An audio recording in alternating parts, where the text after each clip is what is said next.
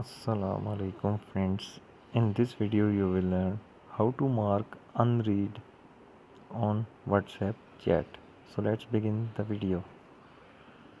The process is very simple. Simply open your WhatsApp app. So here are some chats. You will press and hold one of the chat which you have to unread.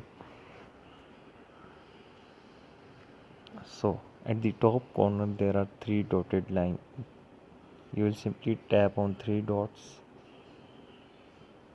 So here is at the fourth option there is a mark as unread. So you will simply tap on mark as unread.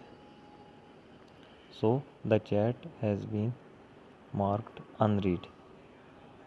If you want to remove your unread option, you will simply tap on the chat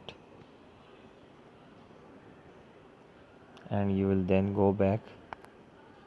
So the unread mode has been removed.